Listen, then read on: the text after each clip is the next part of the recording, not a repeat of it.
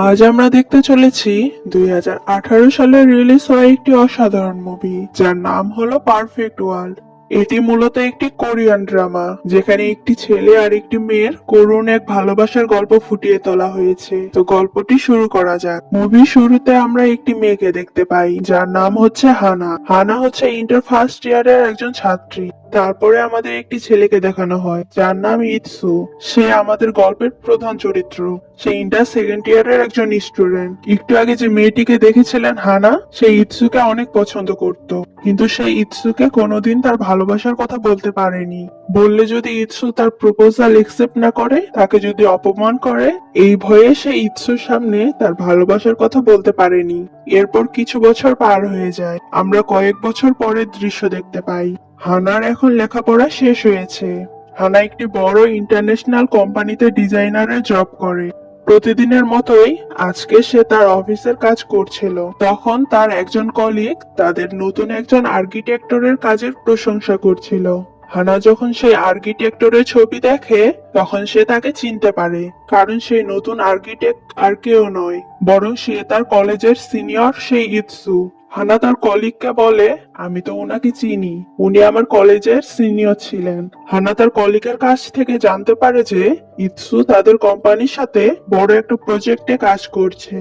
আর আজকে সন্ধ্যায় তাদের কোম্পানির পক্ষ থেকে একটি অফিস পার্টির আয়োজন হয়েছে, আর সেখানে ইৎসুও আসবে তাদের কোম্পানির সকল ওয়ার্কারদের সাথে মিটিং করার জন্য। এই ব্যাপারটি হানা জানতে পেরে অনেক বেশি খুশি হয়ে যায়, কারণ হানা অনেক বছর পর তার ভালোবাসার মানুষটিকে সামনে থেকে আবার দেখতে পারবে। এই ফিলিংস সত্যি অসাধারণ। সেদিন সন্ধ্যায় হানা অনেক সেজেগুজে তাদের সেই অফিস পার্টিতে যায়। প্রত্যেকটি মেয়ে চায় তার ভালোবাসার মানুষের সামনে নিজেকে সুন্দর প্রেজেন্ট করতে। হানাও ঠিক তেমনি। হানা অনেক বছর পর তার ভালোবাসার মানুষটিকে দেখতে পায়। ইৎসু তাকে দেখেই চিনতে পারে আর বলে যে, হানা কেমন আছো? এটা শুনে হানার মুখে হাসি ফুটে ওঠে। হানা বলে, আপনি আমাকে চিনতে পেরেছেন? তারপর হানা ইৎসুর সামনে গিয়ে বসে। অনেক বছর পর তার ইৎসুর সামনে বসতে লজ্জা করছিল। ইৎসু ঠিক আগের মতোই আছে, সবার সাথে অনেক হাসি খুশি ভাবেই কথা বলছিল। এরপর মিটিং শেষ করতে অনেক রাত হয়ে যায়। হানা অনেক হাসি খুশি ছিল, কারণ তার ভালোবাসার মানুষটি তাকে চিনতে পেরেছে। মিটিং শেষে হানা ইৎসুকে বিদায় জানাতে যায়। তারপর সে এমন কিছু দেখতে পায় যা সে কল্পনাও করতে পারেনি। হানা দেখতে পায় ইৎসু অনেক কষ্ট করে হাতের উপর ভর দিয়ে আস্তে আস্তে নিজের হুইল চেয়ারের দিকে যাচ্ছে। সে এখন হাঁটতে পারে না। এসব দেখে হানা একেবারেই শকড হয়ে যায়। ইৎসু হুইল চেয়ারে বসে হানার দিকে তাকিয়ে মিষ্টি একটি হাসি দিয়ে বলে যে, বিদায় হানা। হানা এরপর মন খারাপ করে বাড়ি যেতে থাকে। আর সে ভাবতে থাকে যে মানুষটি কলেজের বাস্কেটবল চ্যাম্পিয়ন ছিল, পুরো কলেজ তার ফ্যান ছিল, আর এখন তার এই অবস্থা। সে এখন আর হাঁটতে পারে না। হানা এটা সহজে মানতে পারে না। পরের দিন হানা যখন অফিসের কাজ করছিল, তখন তার কলিগ বলে, ইৎসু অনেক হ্যান্ডসাম আর অনেক ভালো একটি ছেলে হলেও কোনো মেয়ে তার সাথে ভবিষ্যতে স্বপ্ন দেখতে পারে না, কারণ সে একজন পঙ্গু। যে তার সাথে ভবিষ্যতে স্বপ্ন দেখবে, তার জীবন অনেক কঠিন হয়ে যাবে। পরের দিন হানা যখন অফিসে আসে, তখন সে দেখতে পায় যে ইৎসু আজকে অফিসে এসেছে, আর সে মনোযোগ দিয়ে তার কাজ করছিল। হানা তার কাছে গিয়ে ভয়ে ভয়ে বলে যে, আপনি কি আজ রাতে আমার সাথে ডিনার করবেন? ইৎসু মিষ্টি একটি হাসি দিয়ে বলে, আচ্ছা ঠিক আছে। এরপর তারা রাতে রেস্টুরেন্টের দিকে যাচ্ছিল। ইৎসু হানাকে বলে যে, তুমি তো অনেক ভালো ছাত্রী ছিলে তাই না? আর তুমি অনেক ভালো ড্রয়িং করতে, ঠিক না? হানা অবাক হয়ে ইৎসুর কথা শুনছিল। মানুষটার সবকিছু পরিষ্কার মনে আছে। এরপর তারা রেস্টুরেন্টে পৌঁছে যায়। ইৎসু খেতে খেতে বলছিল, যখন আমি কলেজ লাইফ শেষ করে ভার্সিটিতে ভর্তি হই, তখন রাস্তায় সাইকেল চালিয়ে যাওয়ার সময় আমার বড় ধরনের একটা অ্যাক্সিডেন্ট হয়। তারপর ডক্টর আমাকে বলেছিল যে আমি আর কোনোদিন হাঁটতে পারবো না, সারা জীবন আমাকে হুইল চেয়ারেই বসে কাটাতে হবে। ডক্টরের এই কথা শুনে মোটেও আমি মন খারাপ করিনি, ভাগ্যকে মেনে নিয়েছি, কারণ আমি যত তাড়াতাড়ি ভাগ্যকে অ্যাকসেপ্ট করে নেব, ততই আমার জন্য ভালো হবে। মন খারাপ করে কষ্ট পেয়ে কোনো লাভ হয় না জীবনে। জীবন কখনো থেমে থাকে না। জীবনকে সুন্দরভাবে সাজিয়ে সামনে এগিয়ে যেতে হবে। তবে এর জন্য আমার বড় একটা সমস্যা হয়েছে। পঙ্গু বলে আমাকে কেউ কাজ দিতে চায় না। তোমাদের কোম্পানিতে অনেক চেষ্টা করে আমি এই কাজটা পেয়েছি। এই কাজটা আমার জন্য অনেক বেশি ইম্পর্টেন্ট। আমাকে এই কাজটা সুন্দরভাবে শেষ করতে হবে। এরপরের দিন হানা যখন অফিসে কাজ করছিল তখন তার কাছে একটি ফোন আসে। ফোনটি পেয়ে সে ছুটে হসপিটালে চলে যায়। তারপর আমরা দেখতে পাই ইৎসুর একটা বড় অপারেশন হচ্ছে, তার কোমর থেকে রক্ত পড়ছে। হানা এসব দেখে বাইরে চলে আসে। তখন ইৎসুর ফ্রেন্ড হানাকে বলে যে ইৎসু এই প্রজেক্টটি নিয়ে অনেক পরিশ্রম করছে, আর যখন সে অ্যাক্সিডেন্ট করেছিল তখন তার স্পাইনাল কর্ডে খারাপ কিছু হয়েছিল, যার কারণে তার বারবার ফিভার চলে আসে। কিন্তু তারপরও সে অসুস্থতা নিয়ে নিয়মিত কাজ করে যাচ্ছে। আর সে যে প্রজেক্টটি নিয়ে কাজ করছে সেই প্রজেক্টটির কাজ শেষ করে কালকের মধ্যে জমা দিতে হবে।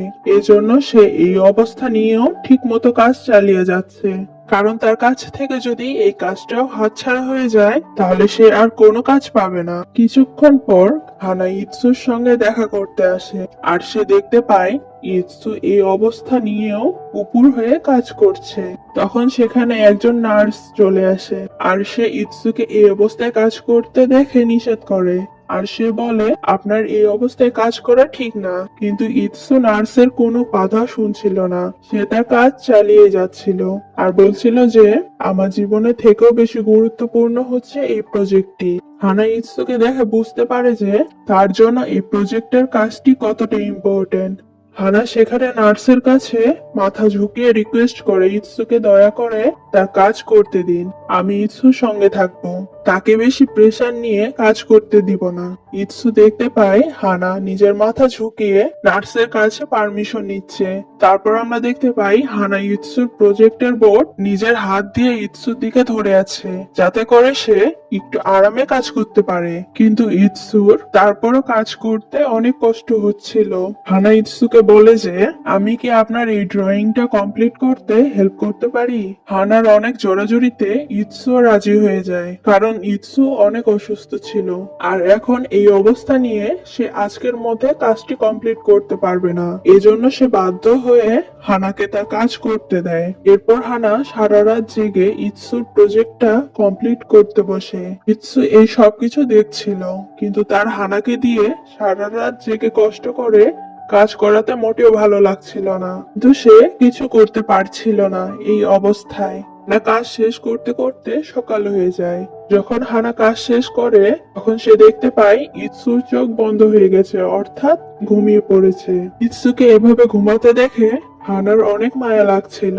হঠাৎ সে প্রথমবারের মতো ইৎসুর হাতটা স্পর্শ করে, যে হাতটা ধরার জন্য সে এত বছর ধরে অপেক্ষা করছে। পরের দিন অফিসে যখন ইৎসুর প্রজেক্টের কাজটা সবাই দেখে, সবাই ডিজাইনটা অনেক পছন্দ করে। এর মানে হানা ইৎসুর প্রজেক্টের কাজটা ঠিকভাবে করতে পেরেছিল। অফিস শেষে হানা আর ইৎসু একসাথে একটা কফি শপে যায়, যেখানে কথায় কথায় হানা ইৎসুকে জিজ্ঞাসা করে যে আপনার কোনো গার্লফ্রেন্ড আছে। ইৎসু তখন বলে যে হ্যাঁ, আমি একটা মেয়েকে অনেক ভালোবাসি এবং তার সাথে আমার সম্পর্ক রয়েছে। এই কথাটা শুনে হানা অনেক কষ্ট পায়, কিন্তু সে ইৎসুকে কিছুই বুঝতে দেয় না। আর এরপর সে নিজে থেকেই ইৎসুর থেকে কিছুটা দূরত্ব করে ফেলে। এখান থেকেই সিনটি কাট হয়ে যায়। তারপরে আমাদের দেখানো হয় যে ইৎসু আর তার গার্লফ্রেন্ড কথা বলছিল। সে ইৎসুকে বলে তোমার আর আমার সম্পর্ক কোনোদিন আমার বাবা মেনে নিবেন না, এজন্য আমি তোমাকে বিয়ে করতে পারছি না। আমার বাবা অন্য একটি ছেলের সাথে আমার বিয়ে ঠিক করেছেন। আগামী 23 তারিখে আমার বিয়ে। আমি জানি যে আমি ক্ষমার অযোগ্য, আমি তোমাকে অনেক কষ্ট দিচ্ছি। এরপরও যদি পারো আমাকে মাফ করে দিও, আর আমি সারা জীবন তোমার প্রতি কৃতজ্ঞ থাকবো। ইৎসু এই কথাগুলো শুনে শকড হয়ে যায়। যাকে সে এতদিন ধরে ভালোবাসছিল আজ তার মুখ থেকেই এমন কথা শুনে সে অনেক বেশি কষ্ট পায়। সে তার কাছ থেকে এমন কিছু আশা করেনি। ইৎসুর গার্লফ্রেন্ড তার সামনে অনেক কান্নাকাটি করে, বলে তুমি আমাকে ভুল বোঝো না, আমি পরিবারের চাপে এমনটা করতে বাধ্য হচ্ছি। ইৎসু তাকে কিছুই বলতে পারে না। হাসি খুশি মানুষটা আজ চুপচাপ হয়ে গেছে। মেয়েটি মেয়েটি ইৎসুকে বলে যে আমি জানি তুমি আমাকে কোনোদিন মাফ করতে পারবে না, তুমি চুপ করে আছো কেন, আমার সাথে কথা বলবে না? এরপর সে কাঁদতে কাঁদতে সেখান থেকে বের হয়ে যায়। হানা তাদের এই সব কথা দূর থেকে শুনছিল।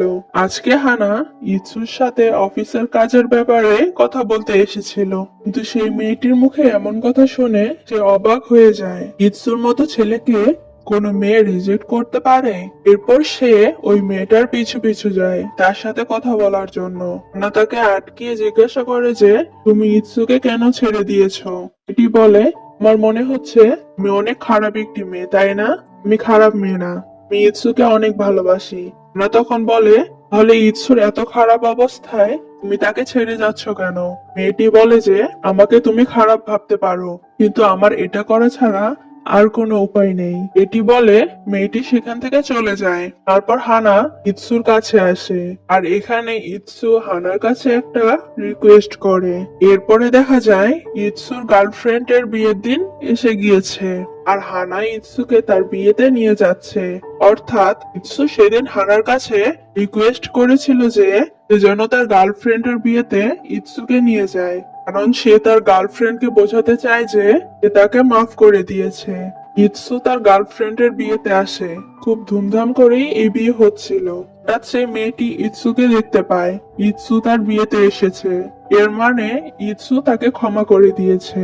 ইৎসু নিজের চোখের সামনে তার ভালোবাসার মানুষটির অন্য কারোর সঙ্গে বিয়ে হতে দেখে তার বুক ফেটে কান্না আসছিল।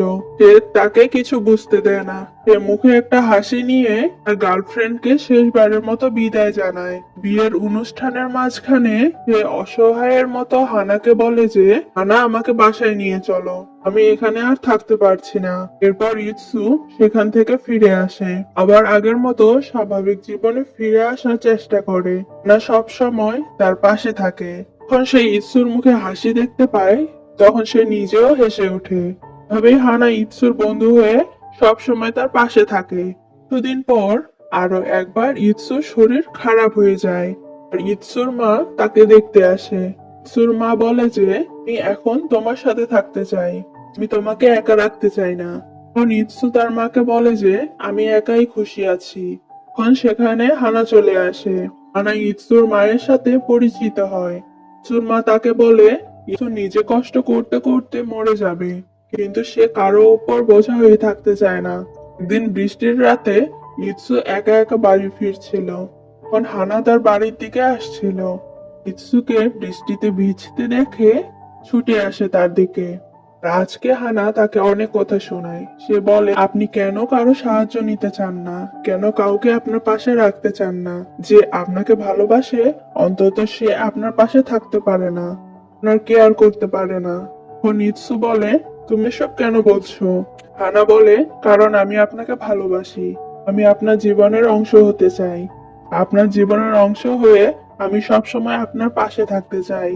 আপনি আমাকে ছাড়া থাকতে পারলেও আমি আপনাকে ছাড়া থাকতে পারবো না। আপনার আমাকে না লাগলেও আমি আপনাকে একা ছাড়তে পারবো না। এই কথাগুলো আমি অনেকদিন ধরেই আপনাকে বলতে চাই, কেউ বলতাম না, ভাবে যেন বলে ফেলেছি।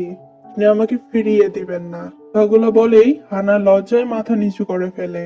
ইৎসু তাকে কাছে টেনে যত্ন করে গালে হাত রাখে। এরপর ইৎসু হানাকে বাসায় নিয়ে আসে।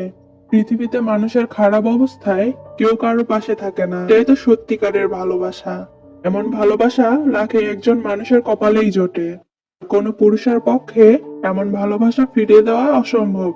জন্য ইৎসু না চাইতেও নিজের মন যা চায় তা করে ফেলে। হানার হাত ধরে। হানা এটা দেখে অবাক হয়ে যায়, এই মানুষটি কি সত্যি তার হাত ধরেছে? যেন সে বিশ্বাস করতে পারছে না। এরপর ইৎসু হানার কাছে আসে আর প্রথমবারের মতো তাকে কিস করে। পরের সিনে আমাদের দেখানো হয় যে ইৎসু আর হানার মধ্যে অনেক সুন্দর মিষ্টি একটা সম্পর্ক গড়ে উঠেছে। না ইৎসুকে তার সাথে সুন্দর সুন্দর জায়গায় ঘুরতে নিয়ে যায়। কিন্তু একদিন ইৎসু যখন হানাকে তার বাসায় পৌঁছে দিচ্ছিল তখন হানার বাবা তাদেরকে একসাথে দেখে ফেলে। ইৎসু হানার বাবাকে দেখে কিছুটা ভয় পেয়ে যায়। এরপর হানা তার আর ইৎসুর সম্পর্কের কথা বলে দেয়। হানার বাবা মা প্রথমে অনেক খুশি ছিল, কিন্তু যখন তারা ইৎসু হারতে পারে না এটা শুনলো তখন তাদের মুখ বিষণ্ণ হয়ে গেল। অনেকক্ষণ চুপ করে থাকার পরে হানার বাবা বলে যে তুমি আর ওই ছেলেটির সাথে দেখা বা কথা বলবে না। এটা বলে তিনি খাবার ছেড়ে উঠে যান। হানার বাবা মানা করা সত্ত্বেও হানা পরের দিনই আবার ইৎসুর সাথে দেখা করতে যায়। ইৎসু ভয় পেয়ে আছে। হানার বাবা মা হয়তো তাদের সম্পর্কের ব্যাপারে সম্মতি দেননি। এরপর ইৎসু হানাকে কিছু না বলেই সেখান থেকে যাওয়া শুরু করে, কিন্তু হানা দৌড়ে তার কাছে যায় আর পিছন থেকে তাকে জড়িয়ে ধরে। ইৎসু বুঝতে পারে হানা নিজের মনের মধ্যে অনেক কিছু লুকিয়ে রেখেছে, কিন্তু সে কোনো কিছুই তাকে বলতে পারছে না। একদিন ইৎসু আর হানা ডিনার করে বাড়ি ফিরছিল, তখন ইৎসুর ডক্টর সেখানে এসেছিল।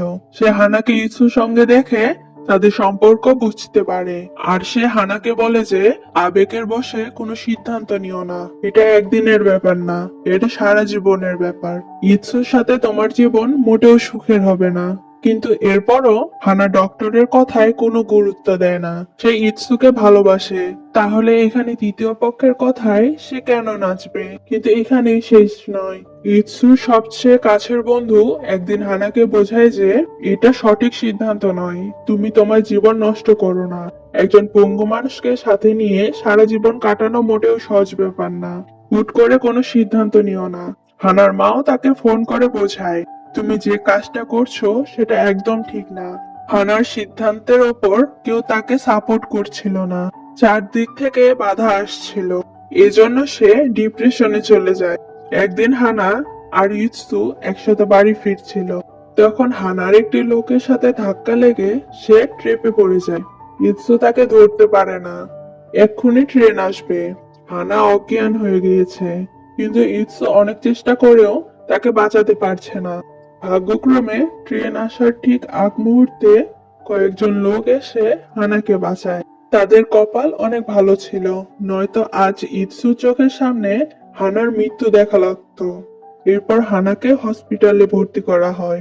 হানার পায়ে ছোট একটা ফ্র্যাকচার হয়েছিল, এজন্য সে বেশ কয়েকদিন হাঁটতে পারবে না। বেচারা ইৎসু ভাবতে থাকে হানার আজ এই অবস্থা শুধু তার জন্য হয়েছে। সে যদি হানার জীবনে না থাকতো তাহলে তার জীবনে কোনো সমস্যাই থাকতো না। কিছুক্ষণ পর হানার সাথে দেখা করতে তার বাবা মা আসে। তারা সেখানে ইৎসুকে দেখে রেগে যায়। ইৎসু তখন বলে, এসব কিছু আমার জন্য হয়েছে, আমি আপনাদের মেয়েকে বাঁচাতে পারিনি।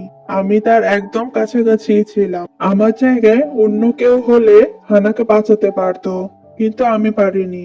এসব বলে সে নিজের মাথা নিচু করে তাদের কাছে ক্ষমা চায়। এরপর হানার বাবা ইৎসুর সাথে কথা বলার জন্য ইৎসুকে নিয়ে সেখান থেকে বাইরে চলে যায়। এখানে তাদের মাঝে কিছু কথাবার্তা হয়। দূর থেকে হানা সেটা দেখতে পায়, তার বাবা আর ইৎসু গল্প করছে। এখানে বোঝা যায় হানার বাবা ইৎসুকে রিকোয়েস্ট করছে সে যেন হানার জীবন থেকে সরে যায়। এরপরে হানা যখন ইৎসুর কাছে আসে তখন সে হেসে ইৎসুকে বলে যে দেখো, এখন আমাদের হাইট সেম হয়ে গিয়েছে। হানা এই অবস্থাতেও ইৎসুকে কোনো দোষ দিচ্ছে না। ইৎসু হঠাৎ তাকে জড়িয়ে ধরে ফেলে। যদিও সে হানার বাবার কথা বলার জন্য মনে অনেক কষ্ট চেপে রেখেছে, কিন্তু সে হানাকে কিছুই বুঝতে দিচ্ছে না। এর নামই আসল পুরুষ। তাকে নিজের মনে অনেক কষ্টের পাহাড় চেপে রাখতে হবে, কিন্তু তাকে তার ভালোবাসার মানুষটিকে কিছুই বুঝতে দেওয়া যাবে না। ইৎসু হানাকে বলে যে তুমি হসপিটাল থেকে ছাড়া পেলে আমরা দুজনে কোথাও ঘুরতে যাব। এর কিছুদিন পর হানা যখন হসপিটাল থেকে ছাড়া পায় তখন ইৎসু হানাকে শেষবারের মতো তার সঙ্গে ঘুরতে নিয়ে আসে। এখানে তারা অনেক মজা করে, একে অপরের সাথে অনেক সুন্দর সময় কাটায়। এরপর ইৎসু হানাকে নিজে কিছু কথা বলে। সে হানাকে বলে যে আমি কোনোদিন ভাবিনি আমার এই অবস্থায় আমি নতুন করে কাউকে ভালোবেসে ফেলবো। কোনোদিন আশাও করিনি আমার এই অবস্থাতেও কেউ আমার পাশে ছায়া হয়ে দাঁড়াবে। ইৎসু হানাকে জড়িয়ে ধরে বলে, আমি কোনোদিন চাইনি আমি কারো ওপর বোঝা হব, এজন্য কাউকে আমার কাছে আসতে দিইনি। কিন্তু আমি তোমাকে আটকাতে পারিনি। আমি তোমাকে ভালোবেসে ফেলেছি, নিজের পরে সারা জীবনের জন্য পেতে চেয়েছি। কিন্তু আমাদের সম্পর্কের জন্য তোমার এবং তোমার পরিবারের অনেক সমস্যা হয়ে যাবে। আমাদের আলাদা হয়ে যাওয়া উচিত। আমি তোমার যোগ্য না হানা। আমি চাই না আমার জন্য তোমার জীবন নষ্ট হয়ে যাক। আমি তোমার সাথে ব্রেকআপ করছি। আর কোনোদিন তুমি আমার সামনে এসো না। আর কোনোদিন তুমি আমাকে ভালোবেসো না। আর কোনো স্বপ্ন আমাকে দেখিও না। ইৎসু শেষবারের মতো আবার হানাকে জড়িয়ে ধরে। হানা ইৎসুকে জড়িয়ে ধরে কেঁদে ফেলে। ইৎসু কেঁদে কেঁদে বলে, আর কোনোদিন তুমি আমার সঙ্গে দেখা করতে আসবে না। এরপর হানা অনেক কষ্ট পেয়ে সেখান থেকে চলে যায়। এভাবেই বেশ কিছুদিন পার হয়ে যায়। হানা তার বাবা মার খেয়াল রাখা শুরু করে। নিজের কষ্ট চেপে রেখে সে তাদের সঙ্গে হাসি খুশি থাকার চেষ্টা করে, কিন্তু সে ভিতর থেকে অনেক অখুশি ছিল। হানা যখন একা থাকে তখন সে সব সময় ইৎসুর কথা ভাবে। সে তাকে অনেক মিস করে। ইৎসুর সাথে কাটানো সময়গুলো তার চোখের সামনে ভেসে ওঠে। একদিন হানার কাছে ইৎসুর সেই ডক্টরের কল আসে। তিনি বলেন, ইৎসুর বড় একটা অপারেশন হতে যাচ্ছে। তুমি ইৎসুর সাথে দেখা করতে চাইলে হসপিটালে আসতে পারো। এটা ইৎসুর জন্য অনেক বড় একটি অপারেশন। যদি অপারেশনটি সাকসেসফুল না হয় তাহলে তার জীবনও চলে যেতে পারে। এই খবর জানার পর হানা ছুটে যায় তার বাবার কাছে। সে তার বাবাকে বলে, এই মুহূর্তে আমার ইৎসুর পাশে থাকাটা অনেক জরুরি। এখানে হানার বাবা তার কাছে মাফ চায় আর হানাকে বলে, আমি জানি তুমি আজ পর্যন্ত ইৎসুকে ভুলতে পারোনি। ইৎসু অনেক ভালো ছেলে, অনেক বড় মনের একটি ছেলে। আর এখানে তিনি তার মেয়েকে বলেন যে ইৎসুকে তিনি বলেননি তার মেয়ের জীবন থেকে সরে যেতে, বরং ইৎসু নিজেই বলেছে, আপনারা চিন্তা করবেন না, আমি আপনাদের মেয়ের জীবন থেকে সরে যাব। যে মানুষটি নিজের এত খারাপ অবস্থাতেও একা চলার সাহস রাখে, কারো ভালোবাসার জন্য কারো জীবন থেকে সরে যাওয়ার এত বড় স্যাক্রিফাইস করতে পারে, সে অবশ্যই একজন ভালো মনের মানুষ। সে নিজের মেয়েকে ইৎসুর কাছে যেতে বলে। হানা তখনই ছুটে ইৎসুর সাথে দেখা করতে হসপিটালে চলে যায়। এখানে ইৎসুর অপারেশন চলছিল। একজন ডক্টর হানাকে ইৎসুর লেখা একটি চিঠি দেয়, যেটা ইৎসু হানার জন্য লিখেছিল।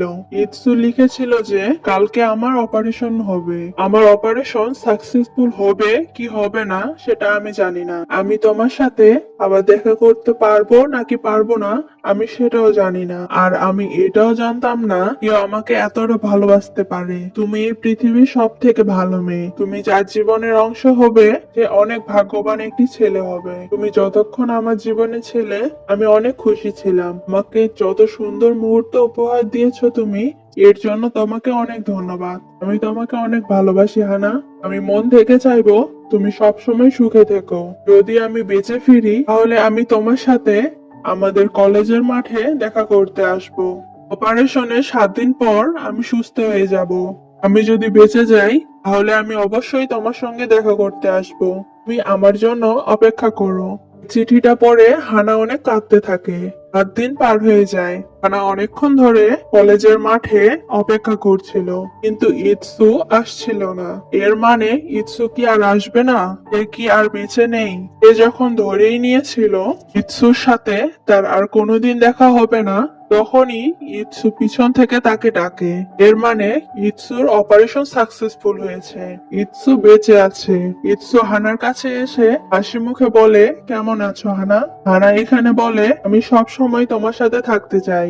আমি আর কখনো তোমাকে ছেড়ে যাব না। আমার বাবা মাও চান যে আমি তোমার সঙ্গে থাকি। আমাদের মাঝে আর কোনো সমস্যা বাধার সৃষ্টি করতে পারবে না। হাজার বাধা আসলেও আমি তোমার হাত ছাড়তে পারবো না। ইৎসু বলে, সৃষ্টিকর্তা হয়তো আমাকে এত বড় অপারেশনের পরও বাঁচিয়ে নিয়েছেন শুধু তোমার জন্য। আমিও তোমাকে আর হারাতে চাই না। এরপর হানার দিকে সে নিজের হাত বাড়িয়ে দেয়। হানা ইৎসুর হাত ধরে। ইৎসু তাকে কাছে টেনে নিয়ে কিস করে। আর এরকম একটা মিষ্টি মুহূর্ত দিয়ে এই মুভিটি শেষ হয়ে যায়। আমাদের অনেকেরই মনে হতে পারে যে এমন কাহিনী শুধুমাত্র মুভিতেই ঘটে, কিন্তু আপনি আপনার চারপাশে দেখুন, এমন অনেক ভালোবাসার উদাহরণ খুঁজে পাবেন। আপনার চারপাশেও এমন অনেক ভালোবাসা আছে। তো এই মুভিটি আপনাদের কাছে কেমন লেগেছে সেটা কিন্তু অবশ্যই কমেন্ট করে জানাবেন। আজকে এই পর্যন্তই। দেখা হচ্ছে নতুন কোনো ভিডিওতে। সে পর্যন্ত সবাই ভালো থাকবেন। আল্লাহ হাফেজ।